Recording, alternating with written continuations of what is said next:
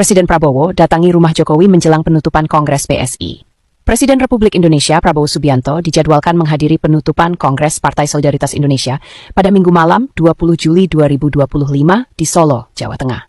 Namun sebelum hadir di lokasi Kongres, Presiden Prabowo lebih dulu menyempatkan diri untuk bersilaturahmi ke kediaman Presiden ke-7 RI Joko Widodo di kawasan Sumber, Solo. Kunjungan ini menjadi momen penting dan simbol hubungan yang hangat antara dua tokoh nasional yang sebelumnya juga pernah bekerja sama dalam pemerintahan. Pertemuan keduanya menjelang agenda politik besar pun menyita perhatian publik.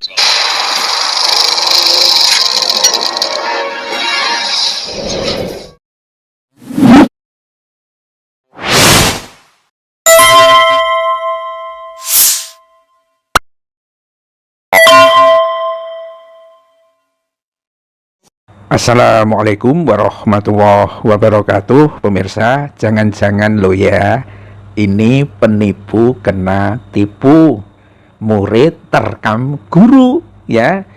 Kiat-kiat tipuan yang dibuat oleh gurunya diserap seperti Tai Chi Master menyerap pukulan lawan.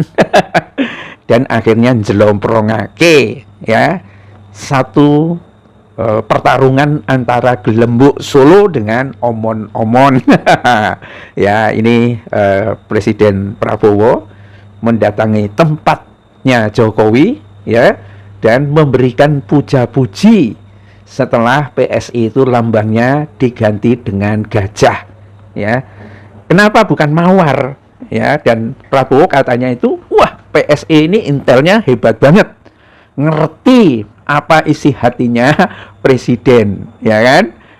Karena presiden ini menurut orang-orang dekatnya, kata Prabowo, sangat suka dengan binatang yang namanya gajah.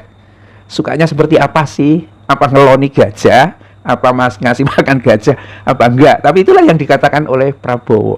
Pokoknya omon-omon di depan Jokowi itu harus enak didengar, jangan kritik, ya kan? Kalau perlu memang harus membungkuk terus gitu kan, tapi nggak tahu lah.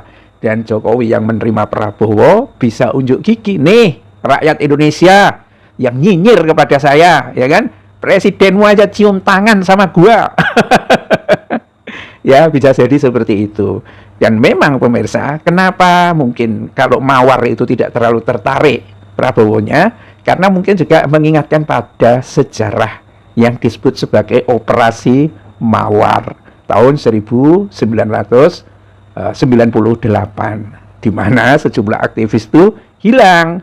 Jadi kenangan Mawar itu ada, bisa jadi seperti itu, ya kan? Ketika diganti dengan gajah, nggak tahu ya, apakah ini usulan usulan Prabowo kepada Jokowi atau ide asli Jokowi, kita tidak tahu persis karena gajah itu memang binatang yang paling gede.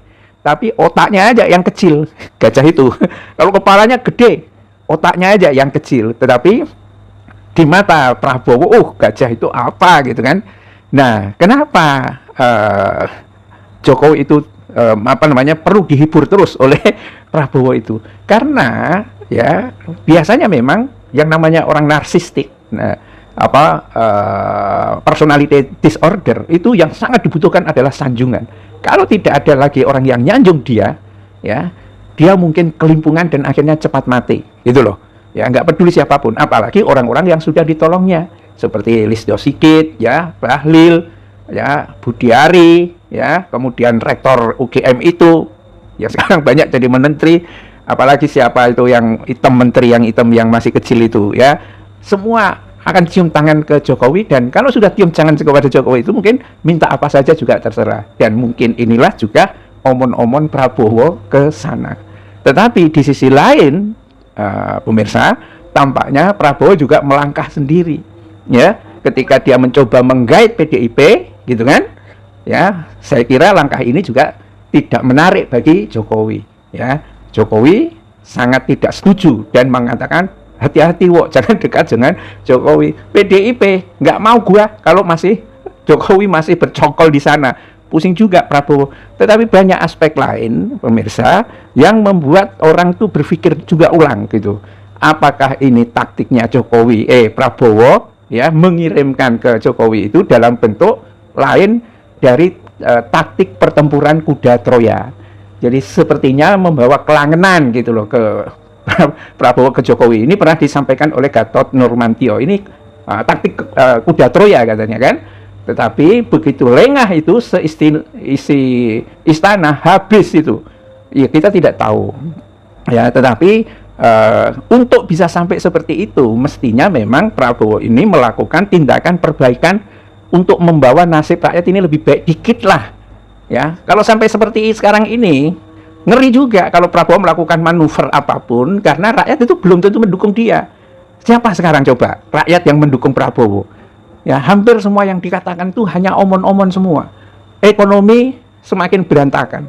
PHK di mana-mana. Sementara dia terikat janji, walaupun yang mengatakan itu adalah Gibran Rakabuming 16 juta. Itu di mana 16 juta lowongan pekerjaan itu? Masa sudah hampir 1 tahun nggak bisa? Ya, sementara dan antara duitnya muternya itu seperti apa tidak jelas semua. Ya, ini problem, ya kan? Tetapi memang ada langkah-langkah tertentu ya untuk mengubah suite oligarki yang terdiri dari Cina-Cina itu. Ada Haji Isam misalnya, ya kan? Dan berapa move ya yang tampaknya memang dibuat oleh Prabowo itu ya mungkin ada maksud baiknya juga. Tetapi sekali lagi kalau Prabowo hanya sekedar omon-omon, mungkin dia bisa ngalahkan Jokowi. Jokowi menjadi lunak dan mungkin tidak memaksakan Gibran untuk naik menjadi wapres. Tetapi di mata rakyat, Prabowo apa yang bisa dilakukan kepada rakyat itu? Ya, kata-katanya masih simpang siur, gak karu-karuan.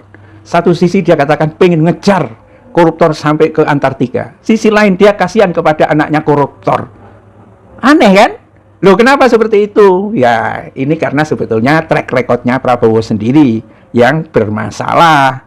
Ya, dan kalau misalnya rejim ini tidak segera mendapatkan dukungan rakyat yang memadai, ya karena tampaknya ini antara partai politik dengan rakyat ini jauh berbeda.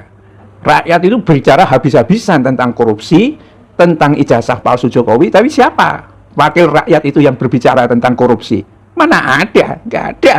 Apalagi kalau terkait dengan keluarga Jokowi atau Prabowo sendiri. Food estate, siapa wakil rakyat yang berani untuk membongkar kasus food estate? Nah inilah ya, nggak apa-apa sih kalau penipu tertipu dan akhirnya dua-duanya juga menyingkir dari republik ini. Billahi taufiq wal hidayah. Assalamualaikum warahmatullahi wabarakatuh.